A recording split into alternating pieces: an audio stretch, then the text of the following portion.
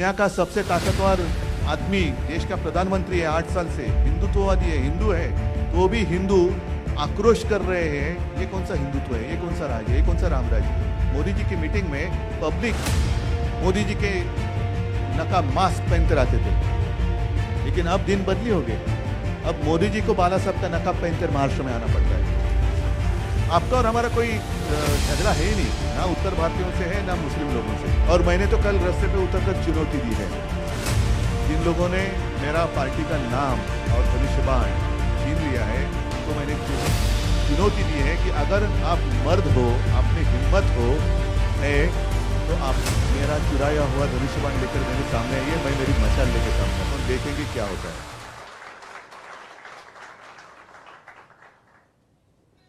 एक बात जरूर कि पिछले 25-30 साल से भी ज्यादा हम और आप एक दूसरे के विरोधी थे, कांग्रेस और राष्ट्रवादी और शिवसेना। उत्तर भारतीय और मराठी नहीं मैं कह रहा हूं, कांग्रेस, राष्ट्रवादी और शिवसेना। तो ऐसी कौन सी बात हो गई कि हम तो हिंदुत्ववादी थे। आज भी मैं कहता हूं मैं हिंदू हूं, मैंने हिंदुत्व कभी छोड़ा नहीं है और ना ही छोड़ूंगा।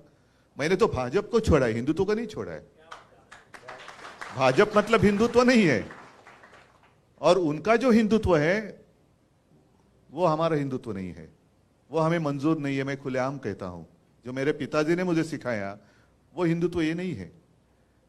और मेरे पिताजी की भाषा में कहें तो राष्ट्रीयत्व है हमसे हिंदुत्व है।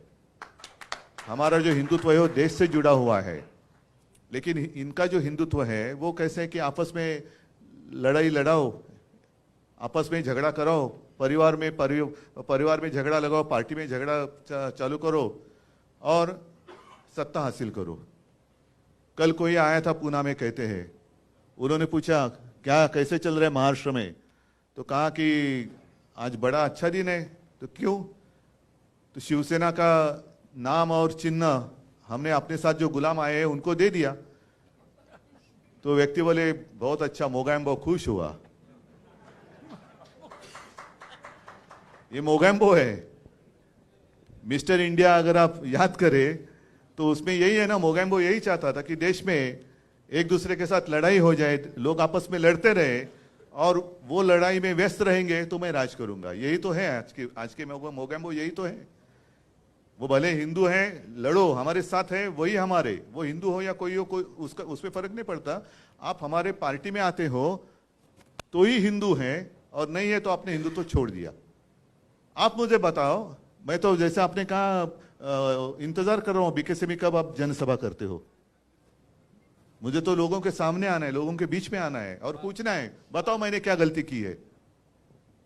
2.5 साल मैं मुख्यमंत्री था, कहां मैंने भेद किया है? आपस में लड़ाई कभी मैंने करवाई है? कभी शिवसेना ने आपस में लड़ाई लगाई है, की है? कभी नहीं। दुख इस बात का होता है कि 92-93 की जो आपने जिक्र किया, तो यही तो मेरे शिवसैनिक हैं। आज अनिल परब है, वायकर है, विनायक जे, ऋतुजाताई बसले त्यांचं तेव्हा रमेश होता, भाऊ कोरगावकर है, इकडे पण काही लोक असतील। ये तो हमारे सैनिक हैं जिन्होंने मुंबई को बचाया था। और आज जो हिंदुत्व की बात कर रहे हैं वो उस वक्त कहां थे? एड्रेस नॉट नोन, कहां गए पता नहीं। और आज बड़े सीना तान कर आ रहे, 56 इंच की छाती। अरे आपकी 56 इंच का जो सीना है उस वक्त कहां था? कल मैंने कहा कि एक जमाना जरूर था कि मीटिंग में, मोदी जी की मीटिंग में पब्लिक मोदी जी के नकाब मास्क पहनकर आते थे, लेकिन अब दिन बदली हो गए। अब मोदी जी को बाला साहब का नकाब पहनकर महाराष्ट्र में आना पड़ता है। मुंबई में एक मोर्चा निकला था, हिंदू जन आक्रोश, हिंदू आक्रोश मोर्चा, याद है? देखा आपने न्यूज में देखा? हाँ, हिंदू आक्रोश। क्यों हिंदुओं को आक्रोश करना पड़ रहा है? दुनिया का सबसे ताकतवर आदमी, देश का प्रधानमंत्री है 8 साल से, हिंदुत्ववादी है, हिंदू है, तो भी हिंदू आक्रोश कर रहे हैं। ये कौन सा हिंदुत्व है, ये कौन सा राज है, ये कौन सा राम राज्य है?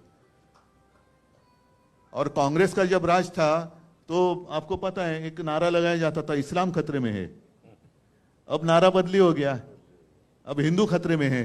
तो किसका राज अच्छा था?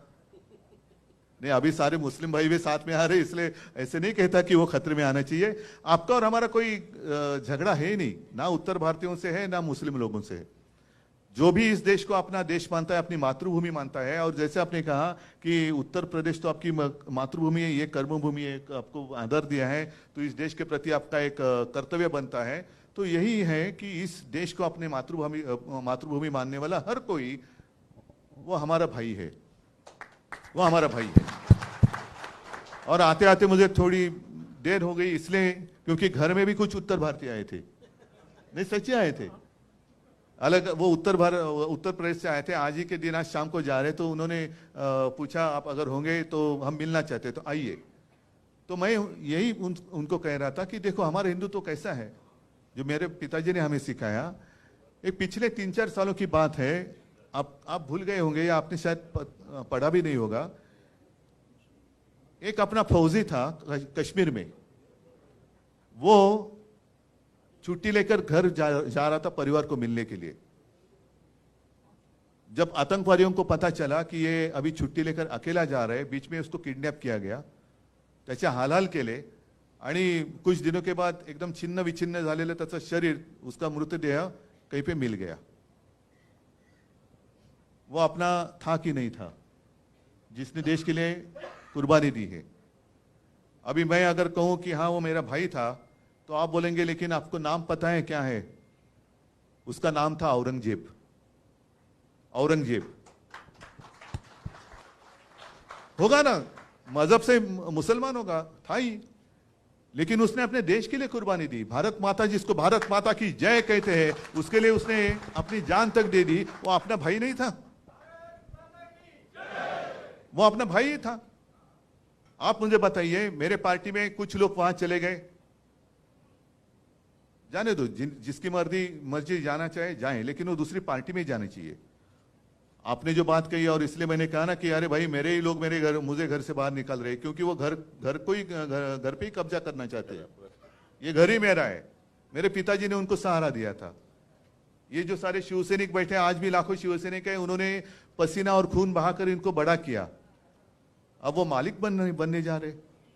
और हमारी संस्था भी ऐसी है कि उनको चोर को मालिक बना दिया घर का। ये कौन सा देश है? देश में चल रहा है क्या है?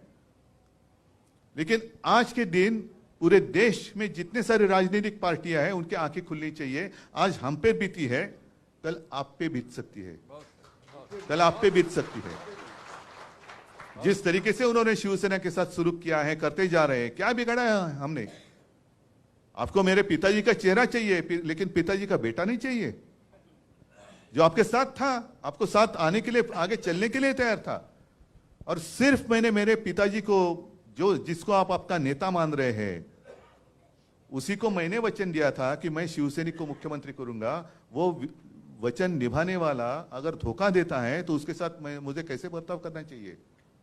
जिसने हमें धोखा दिया, बाला साहब की शिवसेना को धोखा दिया, उसके तलवे चाटने वाले आपको चलते हैं। मग माझं काय चुकलं होतं? मैं यही तो मांग रहा था। अगर जो बात मैंने उनके सामने रखी थी, चलो 2.5 साल तो मैं मुख्यमंत्री था, हालांकि मैं मुख्यमंत्री बनना नहीं चाहता था, मेरा सपना नहीं था, लेकिन पवार साहब थे, कांग्रेस के अन्य ज्येष्ठ नेता थे, उन्होंने कहा कि उद्धव जी आपको ही करना पड़ेगा, ये स्वीकार करना होगा, अन्यथा ये सरकार बन नहीं सकती। तो मुझे कोई अनुभव नहीं था, मैं बन गया। अगर मेरे साथ जो उन्होंने कमिटमेंट की थी 2.5 साल की, वो अगर निभाते तो अब पहले 2.5 साल या बाद में 2.5 साल, या तो उनका या तो शिवसेना का मुख्यमंत्री होकर चला गया होता, और आज ऑफिशियली उनका मुख्यमंत्री शायद होता, या पहले हो जाता था। क्या फर्क पड़ता था? दिन तो उड़ जाते हैं। लेकिन कभी कभी ऐसे लगता है कि जो भी कुछ होता है अच्छे के लिए होता है। जो कल भी चुनाव आयोग ने फैसला दिया, अच्छे के लिए हो रहा है, क्योंकि लोगों के दिल में आग लगी है। अभी आग लगी कि ये कैसा अन्याय है। नाम ठीक है, मेरे पार्टी को 2 नाम दिए गए, 2 गुट उन्होंने मान लिए। कभी आज तक ऐसे हुआ नहीं है। जब भी किसी पार्टी में विवाद हुआ, कांग्रेस में भी हुआ था इंदिरा जी के समय पर, तो गाय वासरू,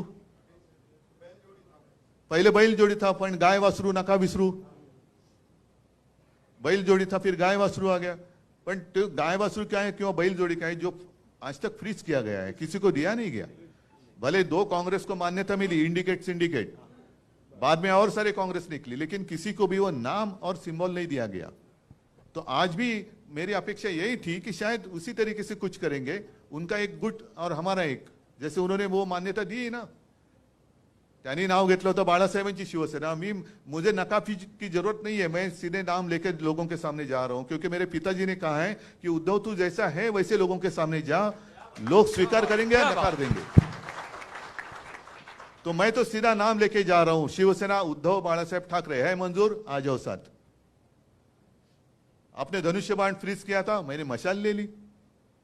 अब शायद ये भी वो कर सकते, क्योंकि इतनी नीच और गंदी राजनीति कर रहे हैं कि शायद वो हमारी मशाल भी ले सकते हैं।